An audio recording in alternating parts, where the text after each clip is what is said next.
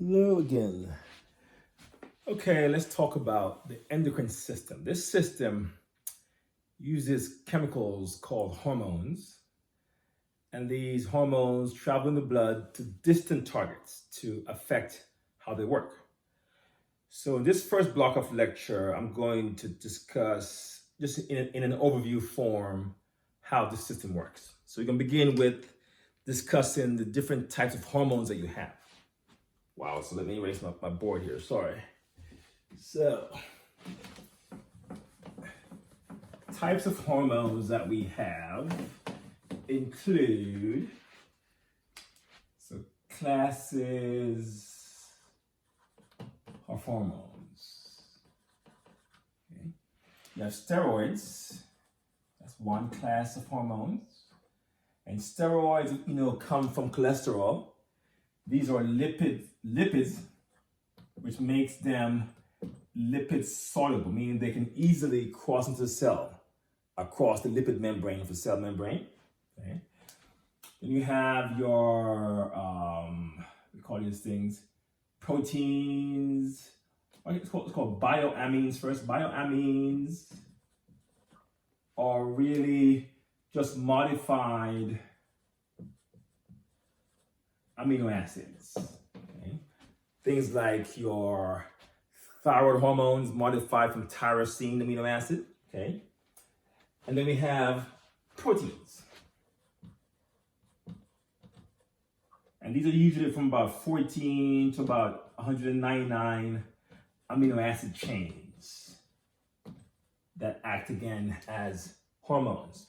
Both of these, the amino acid modified as well as the proteins, are said to be water soluble, meaning they can travel in water, but they cannot act like lipids act. So, and we'll contrast these two types of hormones next. Okay, so let's get right into it. So your hormones that are water soluble versus those that are lipid soluble hormones. Let's contrast them. So water soluble versus lipid soluble hormones. Okay. On the idea, or on the topic of how they travel in the blood. So transport in the blood. Transport. Okay.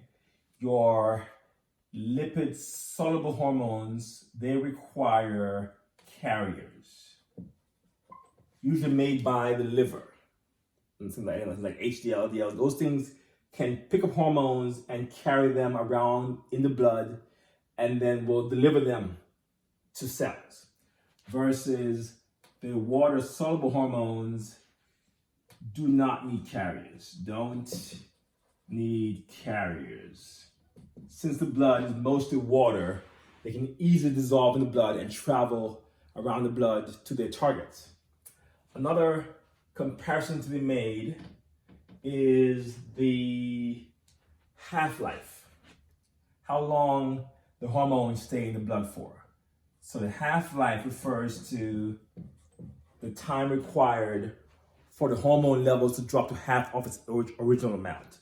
So typically, water soluble hormones have a half-life in the range of hours, while the lipid soluble hormones can last for days. Example, testosterone has a half-life of 12 days, okay, which means that if you began with, say, 100 milligram of it in your blood at day 1, at day 12, it'll be 50 milligrams. At day 24, it's 25 milligrams. At day 36, it's 12.5. So it takes a long time to clear out the system. This is why it's easy to catch. When athletes dope or take steroids, you can catch them 36 days later, 48 days later, because the level is so spiked. It takes a while to clear it out of the blood. Okay, so that's another comparison there. And you can also compare how these two types of hormones act at the target cell. So let's do that next.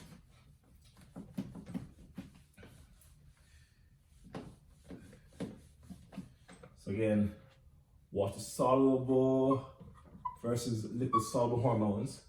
So the way that the lipid-soluble hormones behave, this is this. So your lipid-soluble hormones, if this is the cell membrane, okay, these hormones get dropped off by the carriers, and then they will cross the cell membrane to go into the cell, and then they will bind to a receptor inside the cell. So now you have your hormone bound to the receptor inside the cell. There's no receptor on the cell membrane for lipid-soluble hormones. And then they go on then to find the chromosomes and bind to a part of the chromosome called the hormone response element. And once they bind to that, then they next will trigger the transcription of DNA into mRNA, and then eventually into translation into protein. So that's how your steroids work. They go into your cell, bind to a receptor either in the nucleus or somewhere in the cytoplasm, but the net effect is to eventually turn on a gene in your chromosome that will then make a protein. And that's the effect of your typical lipid-soluble hormones. If they're water-soluble hormones, these instead must bind to a receptor on the cell membrane. Okay? So they don't cross. They must bind to a receptor. Then that receptor must activate a G protein. And that G protein must then turn on an enzyme. And that enzyme will produce what's called a second messenger.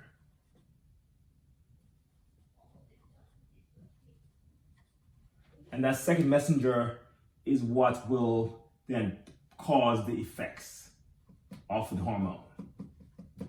The reason why it's called a second messenger is that the hormone acts as the first messenger that cannot get into the cell. So it must trigger events in the cell to produce another messenger called the second messenger, which will then produce the effects that's then caused by the hormone. Okay, let's pause there.